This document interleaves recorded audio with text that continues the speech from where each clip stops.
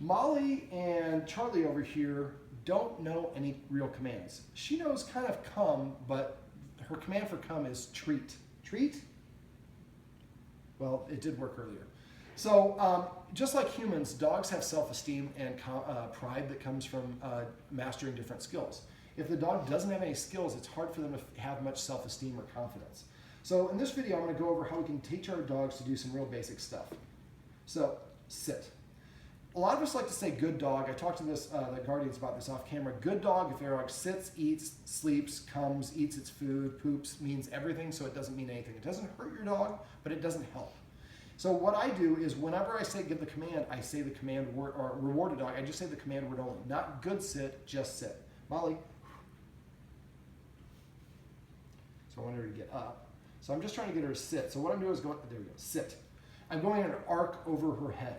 For a dog, they can track up to a certain extent by bending their neck, and then to get more elevation, they usually put their butt down. As soon as her butt hits the ground, we want to give her that treat.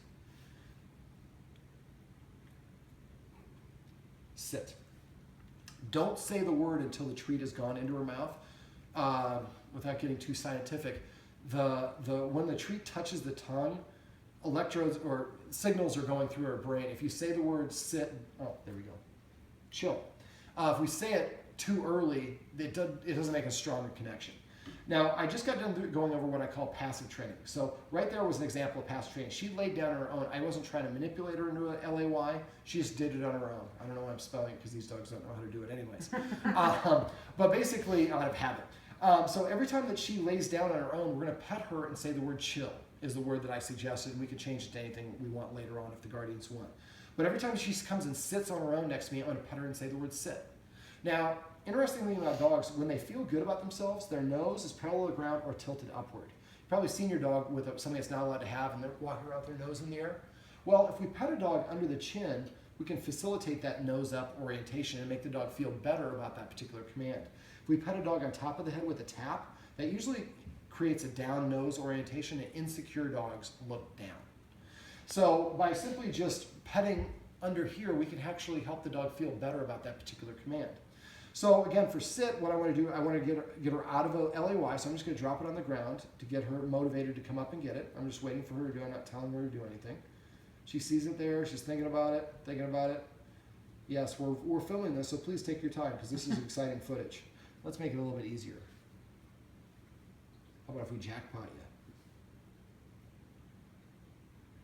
you? Now that you could call a crawl for passive training.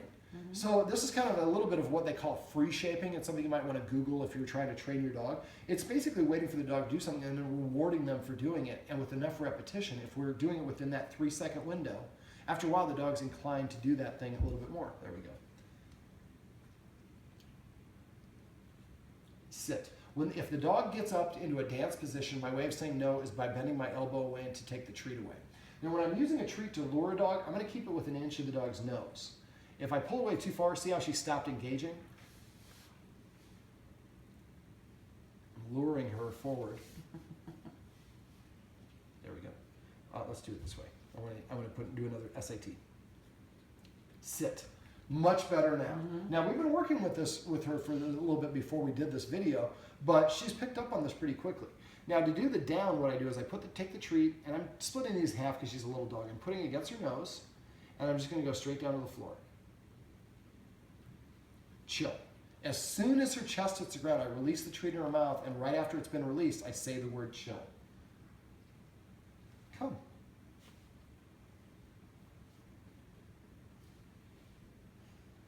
It's like, you've done this trick to me too many times. Yes, Molly, you're very cute. Let's do another down, or in this case, chill. Chill.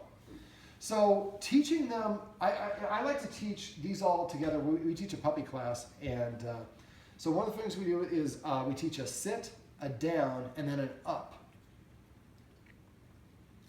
Up. So a lot of times we think this is a sit. We tell the dog sit, but sit to a dog typically means going from a standing position down. So giving the dog these three things, you can do them all so you put her a sit first, give her a treat. Now when she sits, then we put her to a crash or a chill. up. So now we have kind of a circuit that we can do. Now, when we're training them, it's helpful to do the circuit because we're doing boom, boom, boom. But eventually, we want to do them with different chill, with a different rhythm. After a while, the dog will do what I call the floor show. You say sit, the dog sits, then it lays down, then it rolls over, then it dances, and then it gives you its paw. All the tricks that it's learned kind of in order. So at first, when we're doing it now, up. It gives us the ability to kind of really hammer these away and get a lot of repetition. Dogs go through repetition, good timing, and consistency. And so if we do these a whole bunch of times in a row, that really helps us knock a whole bunch out. But eventually, then we want to do just down, or just crawl, or just up. Bite without the other things, so they don't think that it's part of it, that they're all connected together. They need to be independent acts. Now, one other thing about training a dog, dogs don't generalize well. They need to do something in 40 or more different locations before they actually can start to generalize. Sit means sit no matter where I'm at. What a lot of us do is we sit like right here, we teach the dog to sit. So right in this area, the dog can sit like a ninja. But you go right over there and ask the dog to sit and it can't do it. This is why I like to use what I call petting with a purpose, because we're going to pet the dog in all different rooms or passive training. You know, where we're down in the basement watching TV, the dog comes over to us, we pet it and say, come. Dog comes over and lays down, we pet it and say, chill. Dog sits down, we pet it and say sit. We do it in the basement, we do it in the deck, we do it in the living room, we do it in the dining room, we do it in the kitchen. So the dog is doing it in all these different locations. The more the dog does it, the easier it is for the dog to understand it. All right, chill. So she laid down on her own. I gave her a treat. This is a great example of passive training. This is a great way to end the video. This is how we can train our dog to sit, lay down, and sit up on command.